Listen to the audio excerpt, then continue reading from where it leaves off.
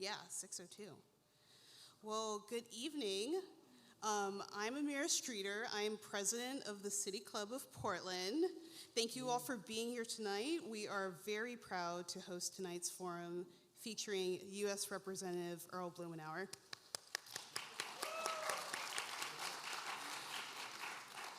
Just a little bit of housekeeping. We ask that folks silence your cell phones. Just take a second to pull those out and silence them so we can be present for tonight's meeting.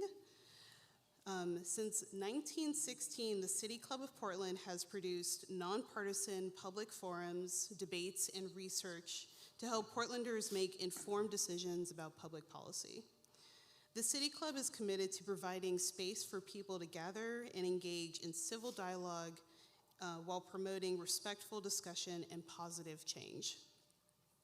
Members make the City Club run by providing ideas, conducting research, and planning programs that address our most important issues in our local community. Please show your support for our mission by visiting pdxcityclub.org and join, donate, or let us know how you'd like to engage. And if you are not a member, I encourage you to become a member today. You can find video recordings of all our City Club events, including this one, on our website. And we thank you greatly for your support tonight. We just want to express some gratitude for the people that made this event possible. Thank you to Kayla Kennett, City Club's communications manager, and Sam Metz, producer for tonight's event, for their help with the program. We also want to send a special thanks tonight for our organizational sponsors. We are greatly supportive for their support. One last City Club note, we are pleased to host an Attorney General Forum in the Coin Studio with moderator Ken Bodie and with candidates Will Lathrop and Dan Rayfield. This forum will be broadcast tonight on Coin Television at 7 o'clock p.m. immediately following this program tonight with Rep. Blumenauer. It will also be available for streaming at the City Club website and at coin.com. Now for tonight's program, I am very excited to welcome Congressman Earl Blumenauer to the stage. Last October, he announced that he would not be seeking re-election for Oregon's 3rd Congressional District after 11 illustrious terms of service. Known for his work in transportation, marijuana reform, infrastructure, bicycle transportation, and healthcare, Representative Blumenauer has served Portland in more ways than almost anyone else in the state, all while doing it in style in his dashing bow ties and bike pins. Before he completed his law degree at what is now Lewis and Clark Law School, also my alma mater, Earl was elected to the Oregon legislature from the 11th District of Portland. After 2 more terms, he joined the board of Portland Community College and was then elected to the Multnomah County Commission. He served on the Portland City Council and ran for Portland mayor against Vera Katz. You can see the signs below here. And he was elected to the U.S. House in a special election to replace Ron Wyden, who had successfully run for U.S. Senate. Representative Blumenauer was reelected to Congress 10 times, never with less than 66% of the vote.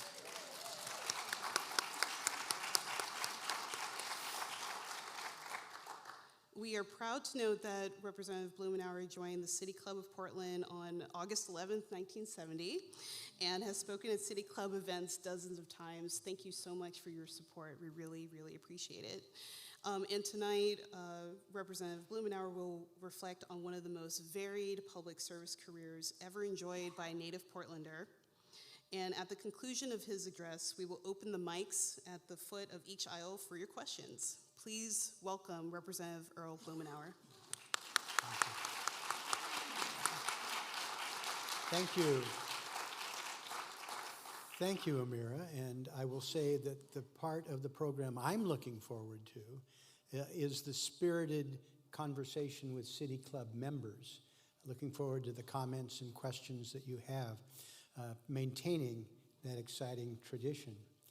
I was reflecting, preparing for thoughts tonight, back to The first City Club debate that I ever participated in as a member, I appreciate Amira mentioning I was a child member of the City Club back then, and I attended the debate between two Oregon legends, Tom McCall and Bob Straub, who were running against each other for the office of governor.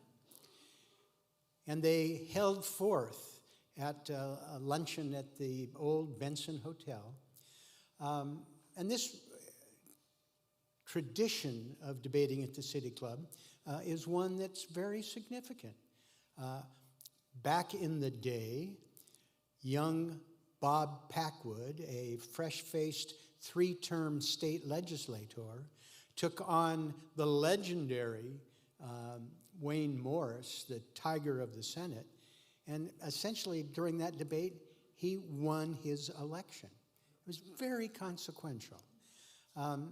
Well, I listened to the debate between Bob and Tom, people who had been very kind to me because I had just come off the campaign to lower the voting age. It was unsuccessful at the polls, but we gained momentum nationally, and soon we had an 18-year-old vote nationally. I listened to the two gentlemen, and they were truly gentlemen and very thoughtful, and I summoned up the courage to ask my first City Club question. I remember it clear as day. I said, you both are in favor of the environment. You believe in clean air and clean water. You're both tall enough to start for any high school basketball team in Oregon. How are you different? Stunned silence. Truly, both Bob and Tom could not answer that question. They had no good reason to differentiate themselves because they shared so many values. Now, Tom was a better salesperson, actually oftentimes selling some of the plans that Bob Straub developed. But I thought at that point that that election was over and Tom was going to be reelected. But it was fascinating for me to be a part of the process and started my long-term association with the club. I accepted the opportunity to share some thoughts because there are two things on my mind that I wanted to put on the table and discuss with you.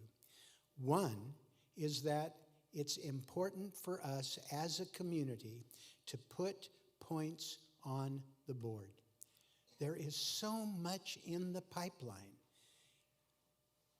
I hear every day in Washington, people who are dealing with negative reports about Portland and how bad is it and so forth. I've been clear that come visit. There are a few challenging blocks in downtown Portland, to be sure, which I think trouble us all.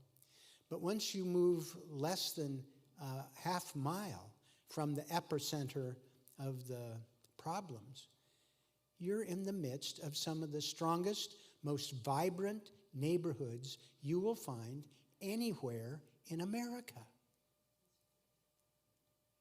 And there are so many items that are teed up and ready to go. And with your permission, I would like to just touch on a few of the ones that I think are most noteworthy. I've got 24 here, and I'm not going to bore you by going into great detail about those things. I've made that mistake too much in the past. But it is important to focus at the diversity of opportunities we face. Not very far from where we're sitting right now is the Ballmer Center for Behavioral Health at the old campus of Concordia. It's a $250 million focusing on one of the major challenges that we confront in terms of behavioral health for young people.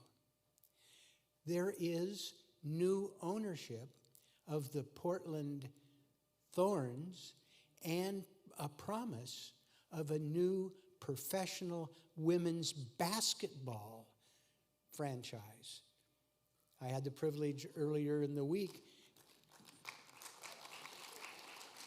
to hear from these new owners who've identified Portland as the epicenter for women's professional soccer, and they have no doubt that it's going to be the way for basketball. We have the OMSI district plan that's been approved by the City Council and moving forward. The epicenter of transportation and housing opportunities on the Central East Side. We have a performing arts team vision where I think the powers that be have decided rightly to try and meld the efforts, not compete one against another, but see if we can satisfy both visions in terms of the Keller and Portland State. There's the Artist Repertory Theater. The Portland Art Museum is about to open the new pavilion.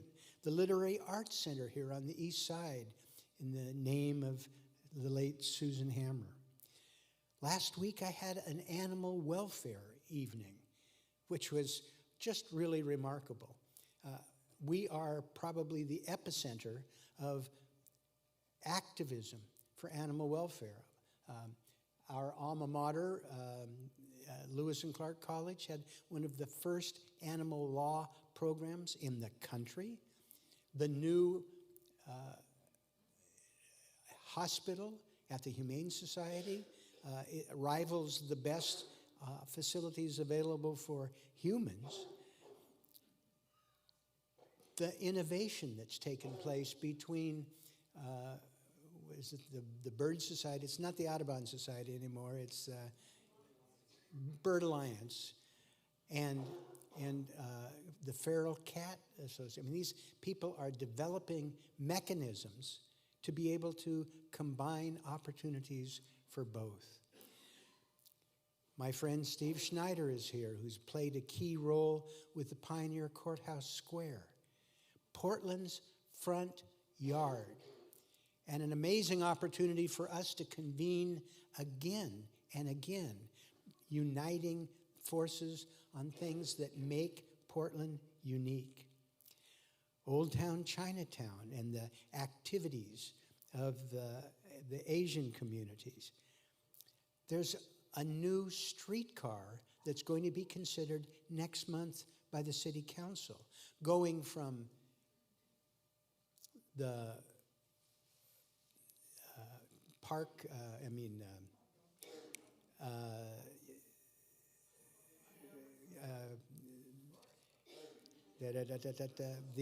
it's going to go from Montgomery Park to, if we play our cards right, down to John's Landing, opening up thousands of housing units in a way that will be embraced by neighborhoods, not resisted. 82nd Avenue. We have the opportunity to take 82nd Avenue from being a symbol of division between some of the more affluent and some of the more troubled parts of the city and be a unifying force. That's our number one transit street in the city. And some of our friends in the legislature, taking some of the federal money, have been able to transfer that ownership to the city of Portland to be able to heal it, to turn it into a 9-mile opportunity and symbolize doing it right. Albina Vision. We have almost $500 million identified to take that area that was scarred by brutally ill-conceived infrastructure and decimated Portland's black community, and being able to provide revitalization and healing using the federal money that we've got right there on the agenda. And speaking of federal money, and I give a shout out to my friend Ron Wyden, who played a key role in negotiating a waiver so that Oregon will be able to spend Medicaid dollars on food, housing, and things to be providing services for people. Medicaid dollars. Unprecedented opportunity.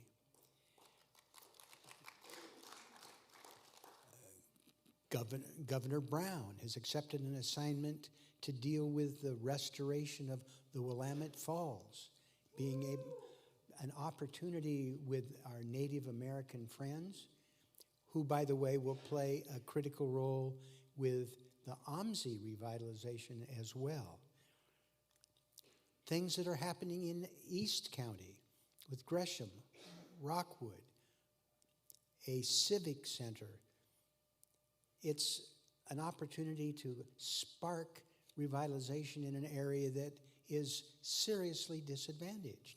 And I hope there's an opportunity for us as a state to address the disparity that has been inflicted on East County under the bizarre property tax limitation that results in people in Rockwood paying higher property taxes than people in Laurelhurst on identically valued property.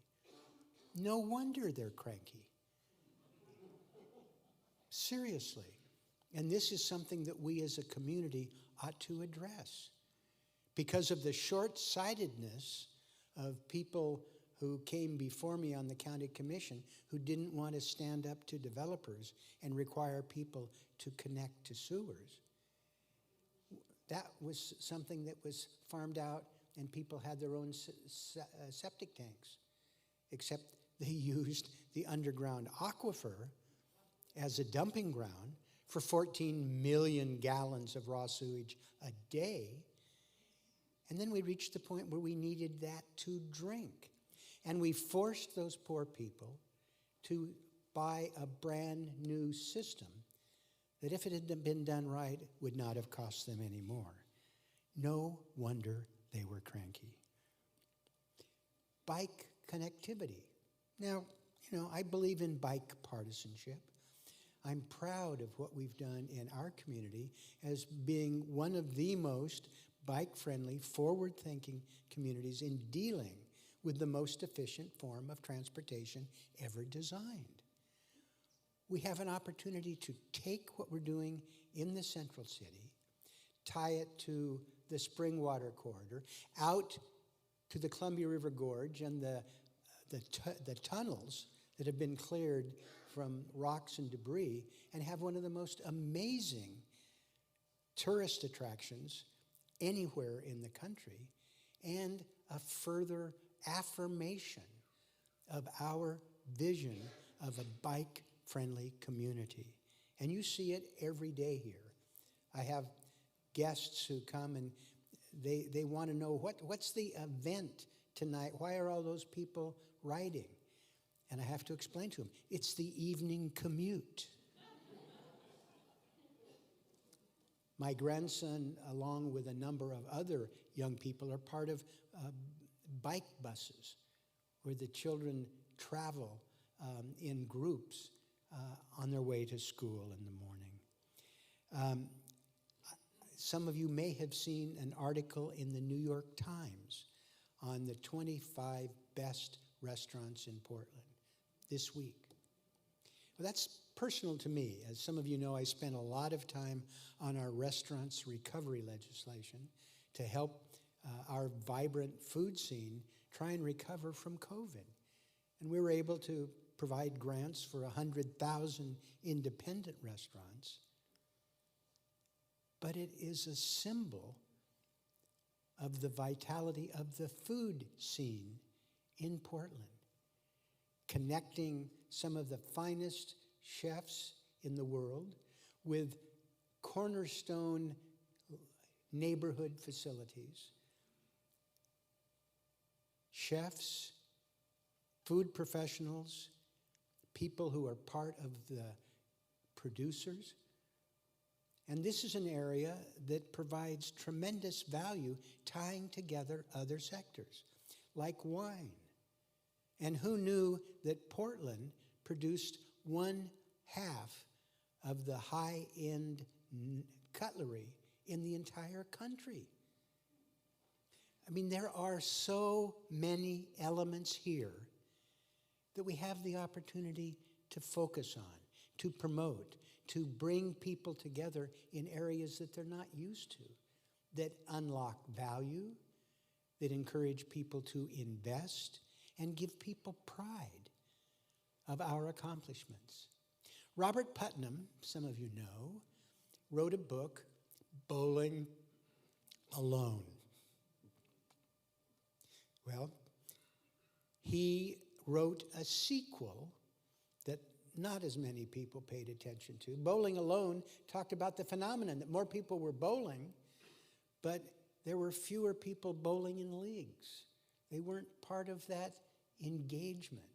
At the same time, he chronicled what happened with fewer civic clubs, Boy Scouts, that we were not as engaged.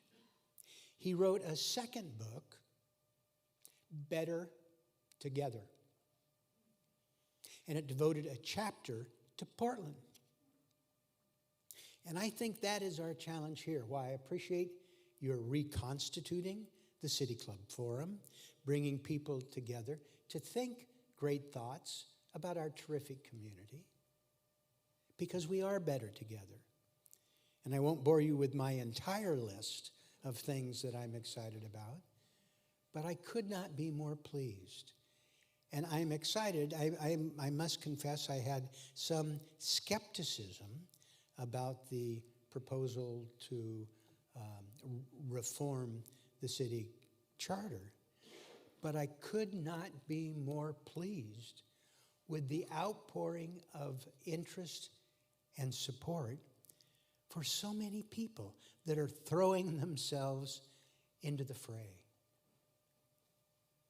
I think that is remarkable at this point, and one of the reasons why I remain eternally optimistic at the capacity of what we can do here, because we truly are better together. Thank you for hanging out a little bit with me this evening, enduring my running through this part of the list, and forgiving me for not moving on for further items. We can talk about more items on your list later. But I think it's the special sauce that we've got in this community is why we are going to come back, I think, stronger than ever, acknowledging challenges and problems because we've got them. They're real. But the strengths and opportunities we have, I think, are unparalleled at any point in our future. And I look forward to having a conversation with you later tonight, the extent to which you pursue it, and look forward to our exploring these items together in the next couple of years as we all work together on the Portland recovery. Thank you very much.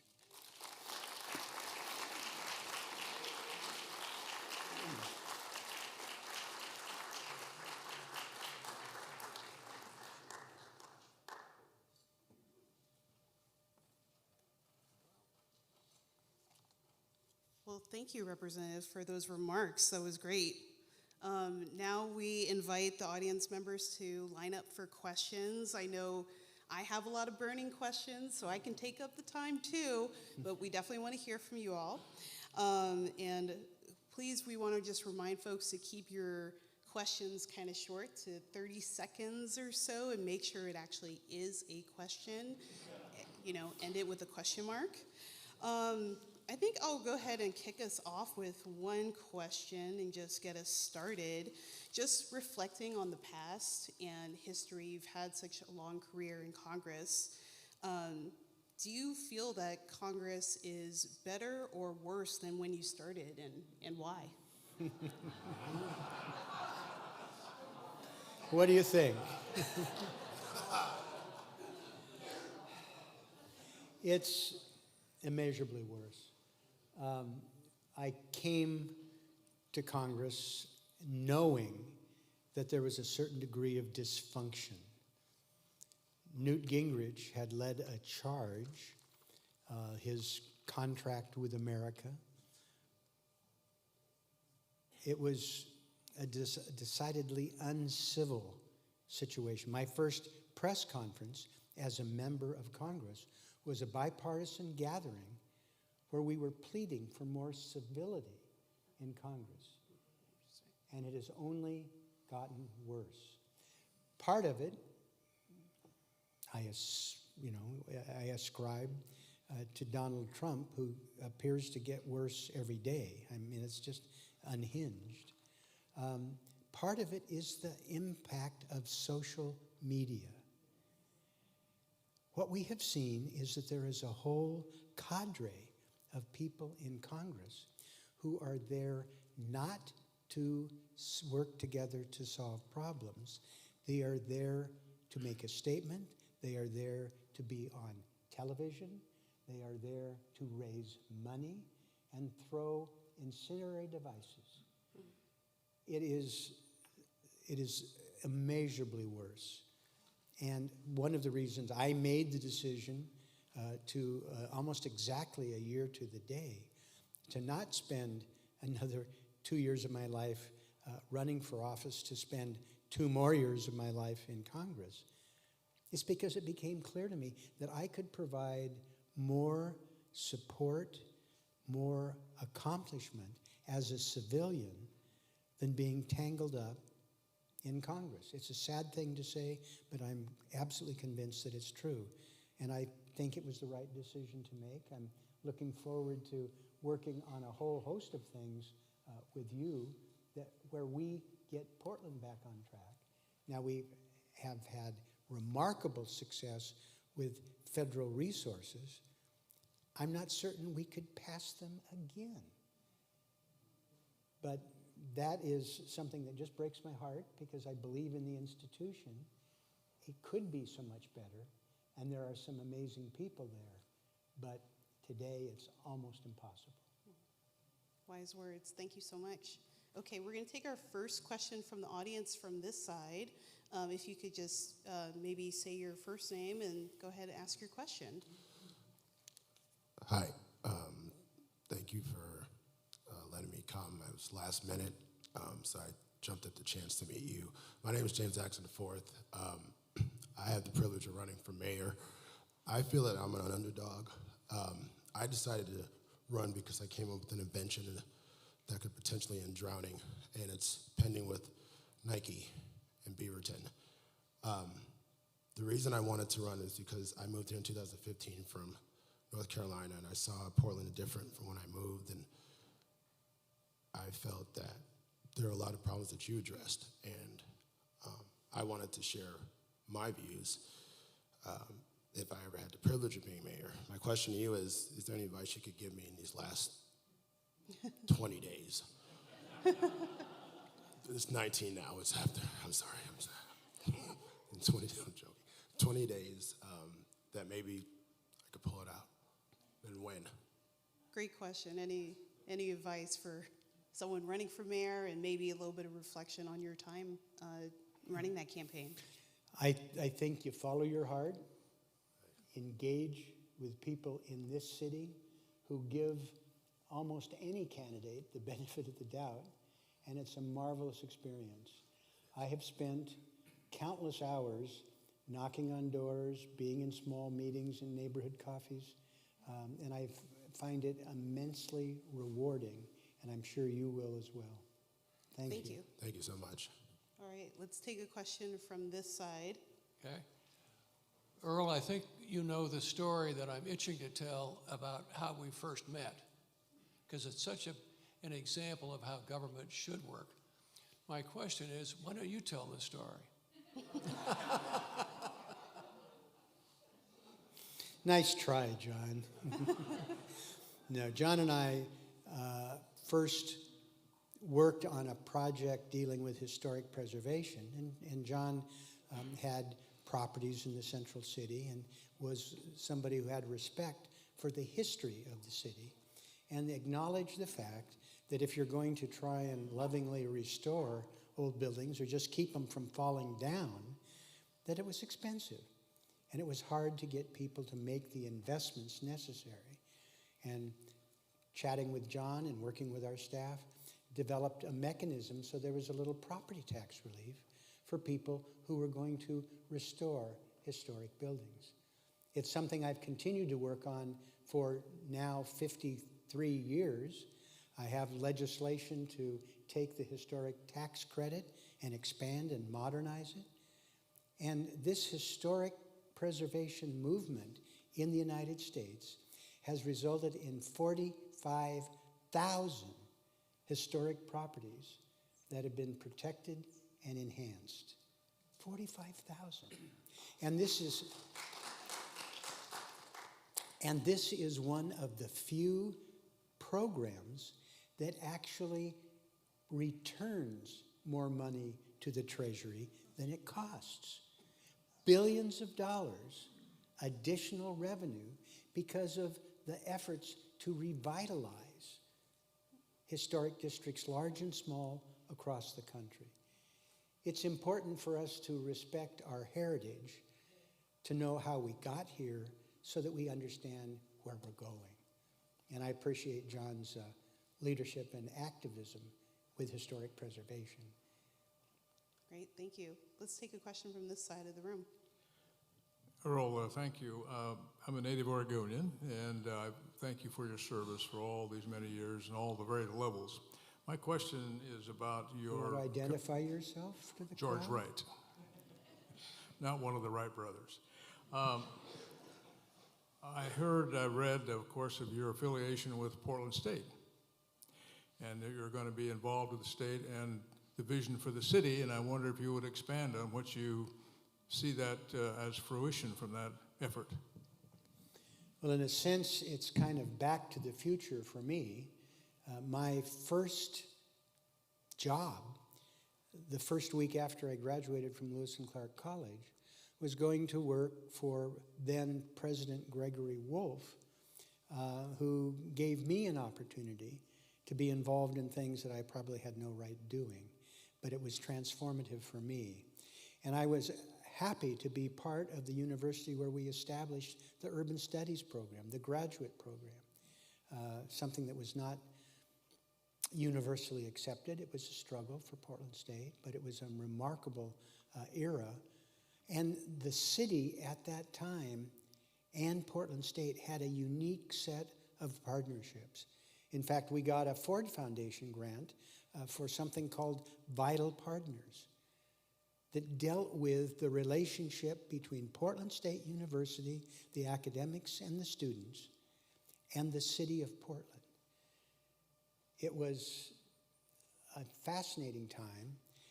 We had a variety of folks that worked on internships, housing, criminal justice. We had a number of people who went back and forth from the faculty to local government, Ben Padro, Frank Roberts, Don Clark, and it really spoke to that special relationship between the state's urban university and the state's urban core. It was a very profitable and productive set of relationships. I would like to see us strengthen opportunities like that going forward. There's an Institute for Metropolitan Studies that I anticipate I'll be associated with that will be one of my assignments as a civilian. These are still works in progress, and I'm listening carefully to the people who have ideas about what I should do with my life. I have committed to my wife, Margaret, who is here, that it's not going to be another 80-hour-a-week nightmare. Want to be surgical and engaged and helpful, but keep it under control and look for building those partnerships. The city of Portland cannot fully recover without the participation of Portland State University. Portland State campus is 18% of the downtown. There are 20,000 people a week on that campus. And they have programs that are key for our full recovery. We mentioned behavioral health, education, engineering, business, urban studies. This is the lifeblood of the city. And I'm looking forward to doing some work at Portland State with students and faculty and the community to try and strengthen those relationships. I'm convinced it will pay huge dividends for the recovery of Portland, but also for the opportunities of faculty and students as well. And I'm looking forward to being able to play a little part in that. Great, thank you. We have a question over here. Earl, Walt Metkeski. Again, I want to thank you for your service that goes way back, and I think we've known each other for pretty much that entire time. I would like to know, based on your assessment of Congress that you just gave us, what advice have you given or will you be giving to your successor, who is most likely Maxine Dexter? I think you can bet on Maxine taking my place. Well, I've been having conversations with Maxine starting on election night. I stayed out of the race. I had not putting my thumb on these things. But I hadn't known Maxine before the race.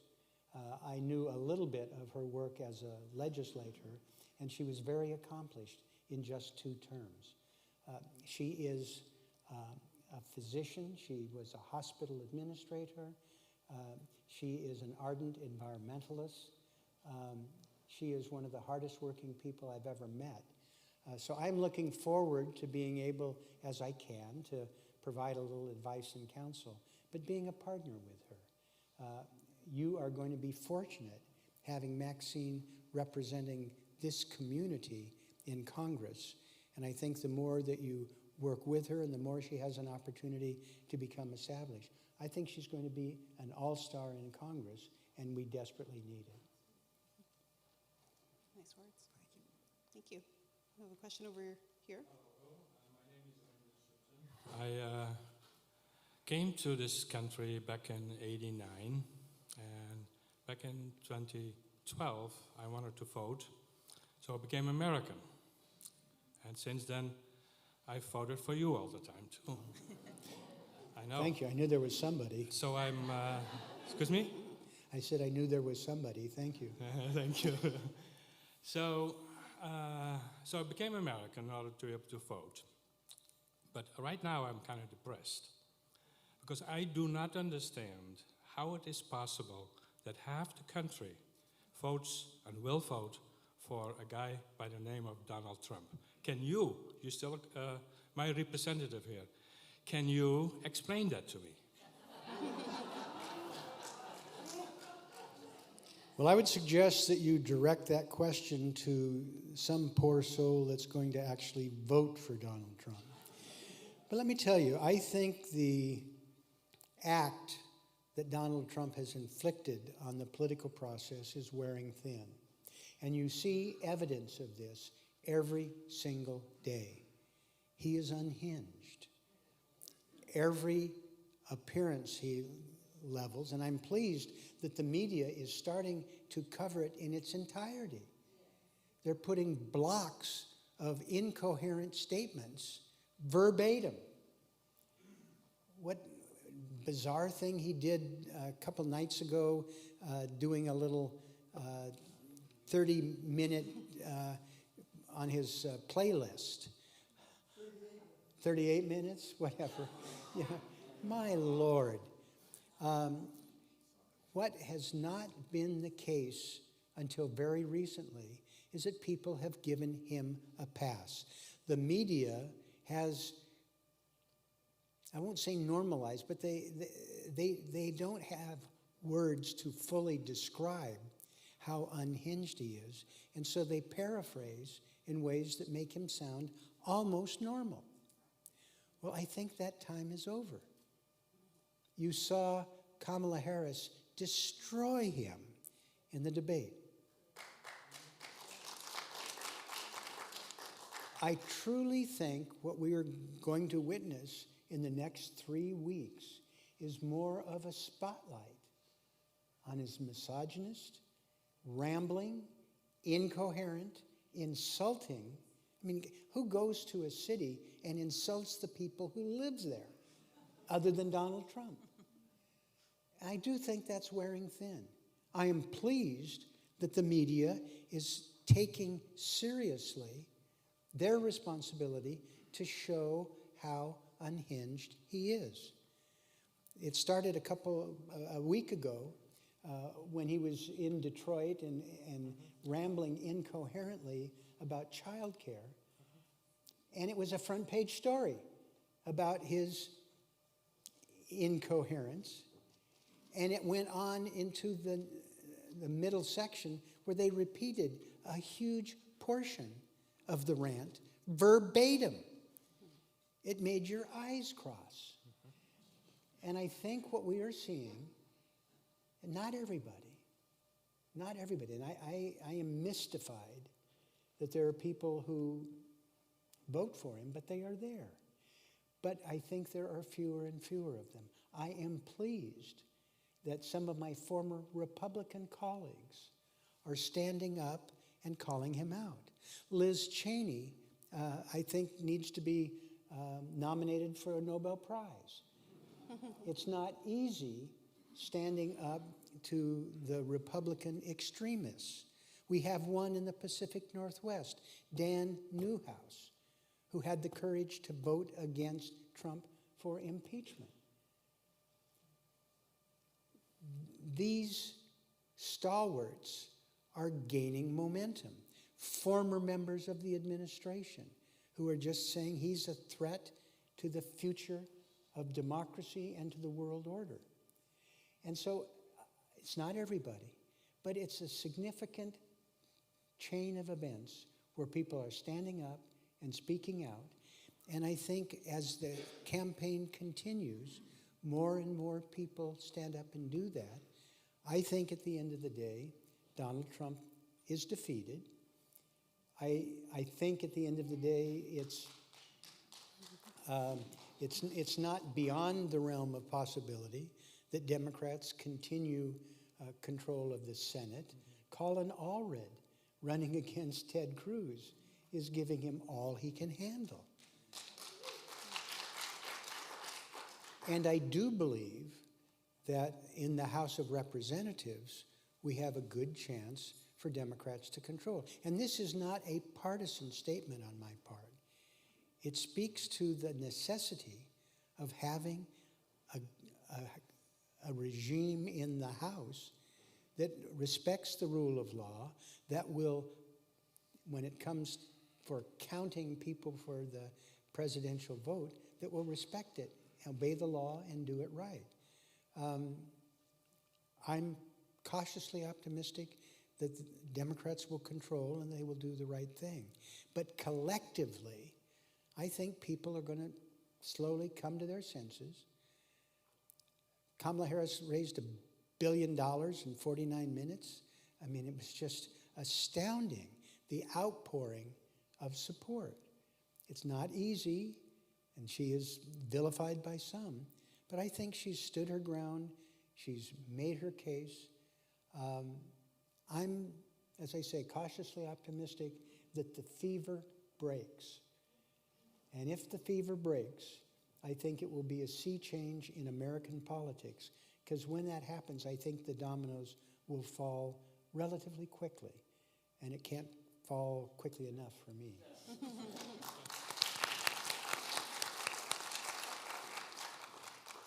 Great.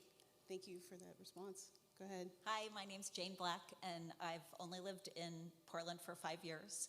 I moved here just in time for the pandemic and the riots and the heat dome and all those things. Lucky you. Actually, in a way it is, because I think for people who lived here before, who saw it go down, it's hard for them to see it as the incredible place that it is. But I think it is the most wonderful city, and I am so happy to hear you talk about that and the things that you've done that have local meaning, but also have moved out nationally. You know, lowering the voting age, that's cool. Also, you know, urban studies is really important, really meaningful things.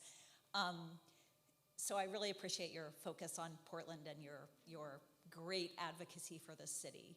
However, I want to ask you a national question. Is it time for us to get rid of the Electoral College?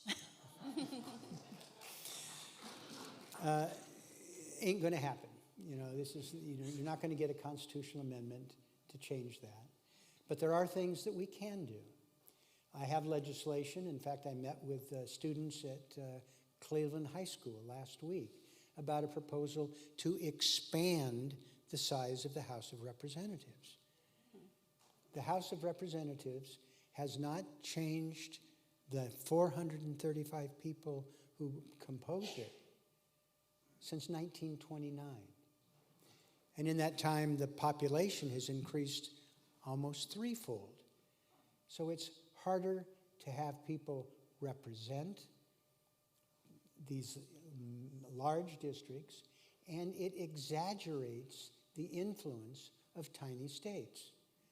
I have legislation that would increase the size of the House of Representatives, which would have the impact of diluting the influence of the small states. It doesn't require a constitutional amendment, but it's a step in the right direction of fairer representation. And at the same time, it'll be easier for outsiders to run and win in districts that are more manageable in size. But the most important reform is just for people to get engaged. And I think we're on the verge of seeing far more of that than we anticipate. And as I said, I'm cautiously optimistic with the potential in this election, even though it's going to be brutal getting there. Great. You bet. Hi, thank you. I'm Aurora. I live here in Concordia. Sir, I'm just going to miss you. I really am. I'd like to see you maybe around sometime and invite you to lunch with your wife. But, you know, and who wouldn't want to have you for lunch? But so I have three little girls. I'm not dying. No, you're retiring. You're retiring. No, I expect to see you around. And I plan on being a partner with people here. That would be great. That would be great, because we need your wisdom. Just because I'm not going to run for re-election doesn't mean I don't want to work on these things together. Well, be careful what you say, because we worry. We're not going to see you. And it would be nice to see you. You know, so many questions came up, and it inspired other questions, and especially about, like, for me, ethics, an ethics requirement, a class for senators and congressmen would be a great, you know, something I've been, you know, talking about for years. But we talk about these kids, and I look at this picture right here of you so young, and I have three little girls, and none of the kids I know this age are really into civics at all. We don't have anything to inspire kids towards civics. When I was young, I was inspired. I was, you know, I'm going to, you know, go to college, and apart from the universities, how do you suggest that normal kids who are just not going to, you know, they're not going to get involved in universities, they're never going to go to university, how do you inspire those kids towards civics? Great question, and it is. I think my wife had you plant that question. We've been working with the Classroom Law Project, which is a.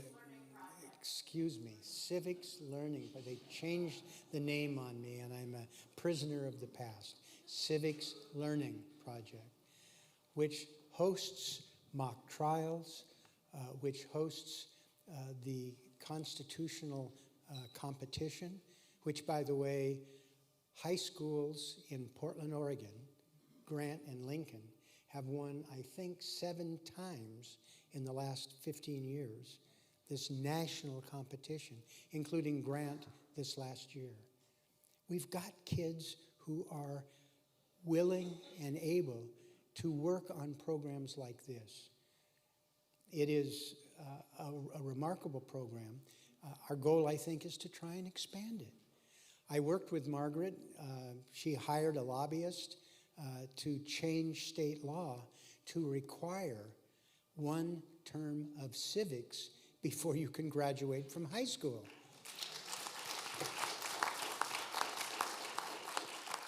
Go figure. And it passed. It wasn't easy, believe it or not. There were some who were skeptical, but it is now law in Oregon for civics education and building on that. And with things like the Civics Learning Project, what's happening as I go around various schools, kids care. And there are opportunities for us to build on that. And I just think that those are examples where Portland has punched above its weight. And we've seen it with some of the most brilliant young people participating in this program and extending it out beyond Grant and Lincoln to other high schools around the state, not just in the metropolitan area. And there are dedicated adults who coach these students. So there's a core of activity that is here right now that is a national model. There's no single solution to this, but we've got a base of activity here, people who care and who are making a difference. And I think this is something that we can all engage in because these kids are remarkable in terms of how much they care and engage and participate. And we just need to meet them halfway and support them. Great. I think we have just two more people who have questions. Let's go over here and let's try to keep it brief because we're almost out of time. Thank you. Congressman, I am so happy to be here tonight. I moved to Portland to ride bicycles and to advocate for better transportation in the city of Portland, and I've been to Washington, D.C. at the National Bike Summit. I've been to the Pro Walk, I'm sorry.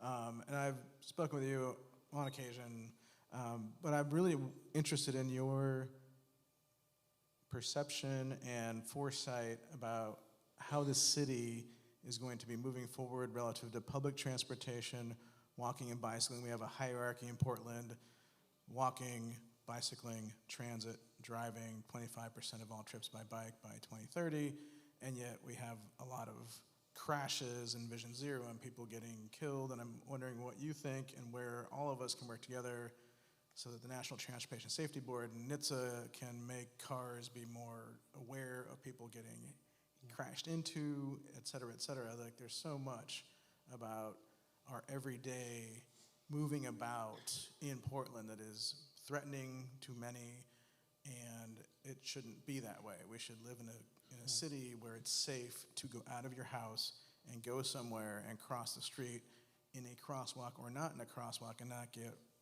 killed by an errant motorist who is speeding. Yeah. Thank you. So what's next for biking, walking? Great point. I mean, we are actually losing ground when it comes to protecting cyclists and pedestrians. It is a scandal, I think. The city has good policies in place. Part of it is the pandemic. People have come unhinged in terms of their lack of patience. I mean, you see it every day. It makes me nervous on my bike every week in Portland. People who are irrational. Somebody took a gun to shoot out speed cameras. My Lord. We have a good framework. We need to redouble our efforts personally and collectively. We have serious problems with federal policy. The National Traffic Safety Board is kind of toothless.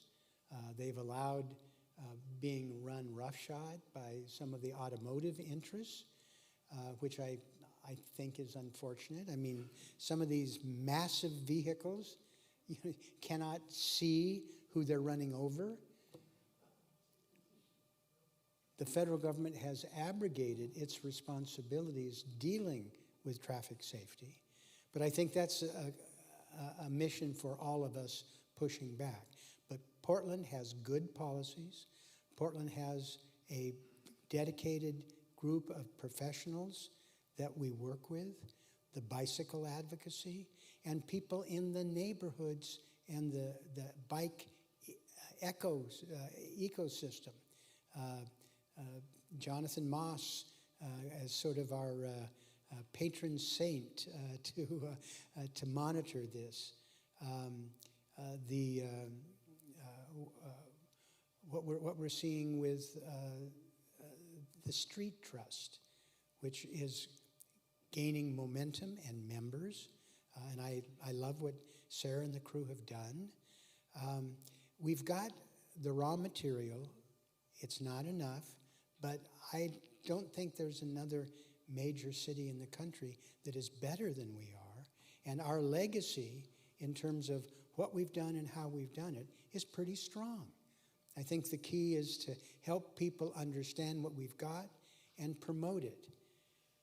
But I am excited every day on my bike with what I see, even though I am dismayed with some of the reckless behavior on the part of some people. Thank Good you. point. All right, last question. And again, please keep it very brief and tight. I'm Joe.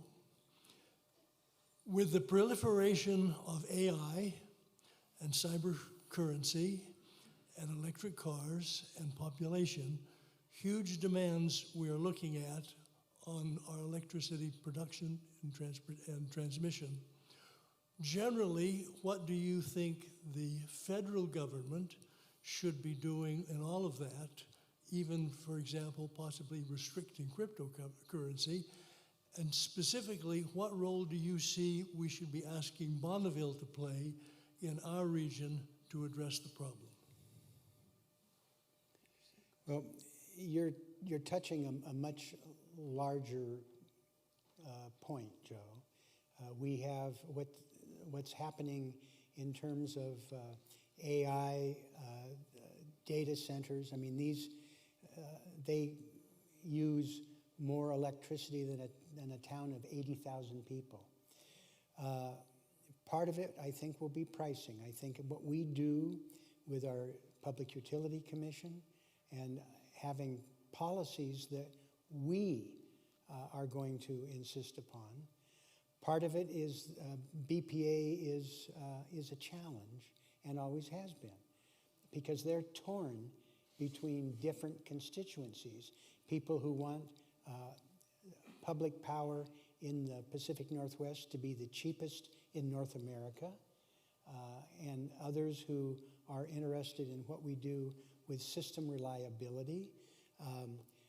It's past time that we addressed the removal of the Snake River dams that are destroying fish passage and honoring our commitments to Native Americans. But these things are, I'm pleased that these things are happening. I see a re-emergence of the role and respect for Native Americans and honoring our commitments to them. In the Klamath River Basin, why in the world do we have a wildlife refuge that permits growing water-intensive crops in the middle of the desert? I'm pleased that the Klamath River dams have been taken down, the largest dam removal project in our nation's history, and maybe in the world. But there's a lot of work to be done to deal with the realities of water. We should have years ago bought out the farmers, stopping the competition for water and species recovery, making those farmers whole. The federal government lured them to live in the basin after World War I, World War II, making claims on water that nature cannot deliver. And we need to face up to that point and change it. And part of it will be the patterns. It's not going to be easy dealing with that conflict because it has political overtones, particularly with our friends in the state of Washington, who have a much different attitude that we have in terms of dealing with BPA and its future. But I'm hopeful that there's a chance, particularly as it relates to our obligations to the environment and Native Americans, that we might be able to do a little bit of a reset, a reality check about what's sustainable and going forward. This is an exciting time in terms of energy, and the AI conundrum is one that we just simply cannot allow to careen forward, consuming larger and larger portions of our energy supply, more environmental damage, and greater costs. This is something that needs to be part of a much broader conversation. It's something the City Club could play a key role in assembling people and having this conversation. Making the hard decision. And part of what's going to happen, it's going to be played out in the realm of water. It's water that's going to call the question going forward for energy and the environment. Extreme weather events. We simply cannot continue as we are. We're going to have to undertake some very significant changes. Water and food are part of the essence of who we are and what we need to do. And I'm cautiously optimistic that we can have that conversation in a thoughtful and reasonable way in our little corner of the Northwest.